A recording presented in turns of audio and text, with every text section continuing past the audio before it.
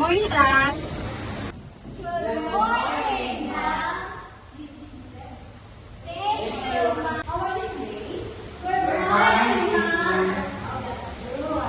So, have you answered your assignment last night? Yes, ma'am. Okay, kindly pass your assignments.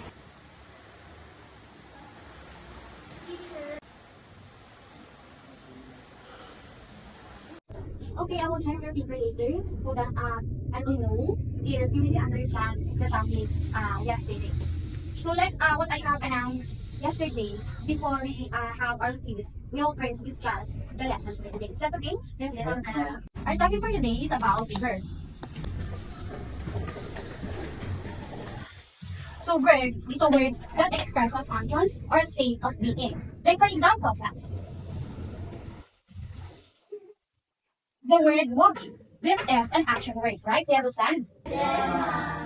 Now, I'm going to write some examples and then I will call you or you can participate and then you will insert what is the ways of actions being right in the sentence. Is that okay, class? Yes, ma'am.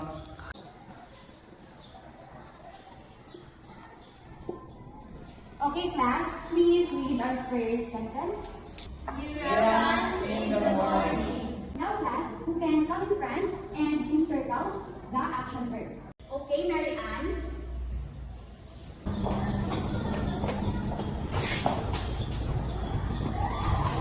Okay, very good, Mary Ann. So, class, the action verb here is run. This is the action verb. Do you understand? Yes, ma'am. To you better understand your lesson, I'm going to give you more examples.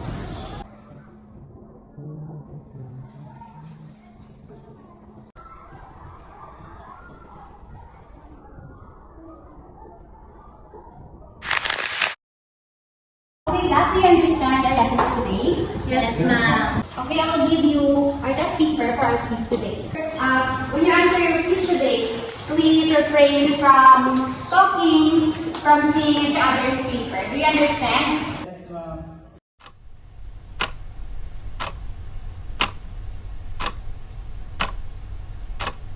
I've studied so hard, but I always seem to freeze when it's time for a test.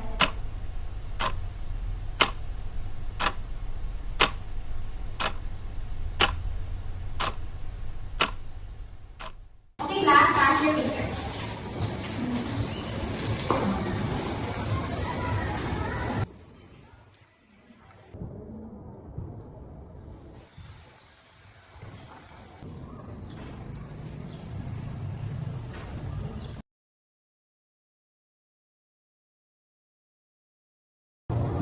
Okay, class, I have checked your paper, and I want to congratulate Monara for she got a perfect score. Wow. Please give her a round of applause.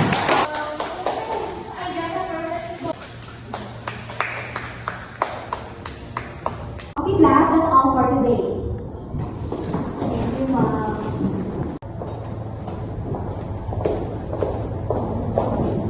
Jennifer, please stay for a while.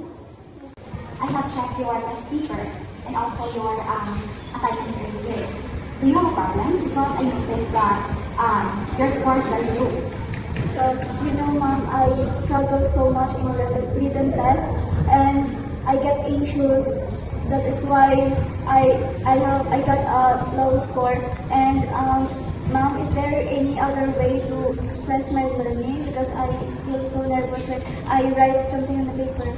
Oh, Jennifer, I appreciate you telling me this. Let's find ways to support you better. Thank you, ma'am.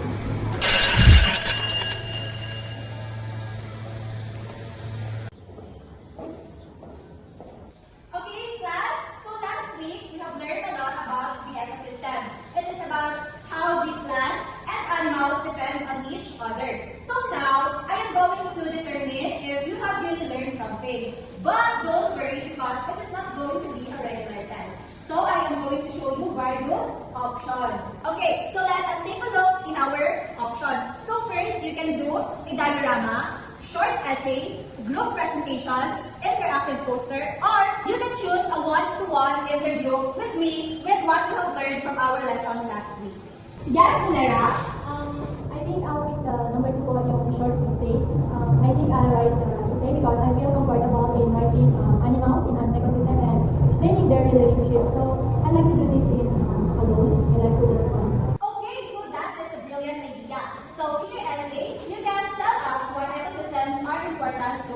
So you can work on your essay alone. Next, yes, Campril.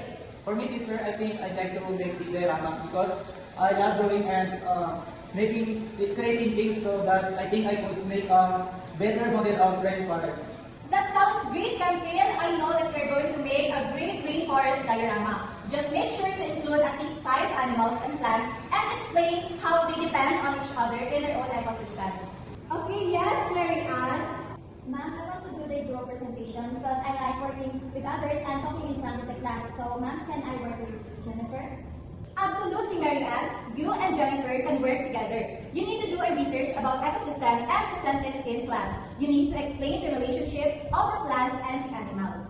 Thank you, teacher. I like the group project because I feel like less nervous with working with other people. Plus, I can help with the models and pictures.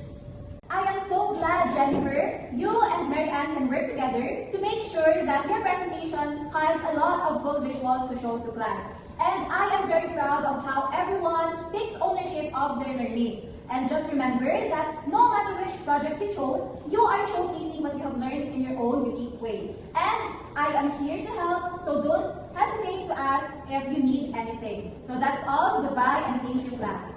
Goodbye and thank you, ma'am.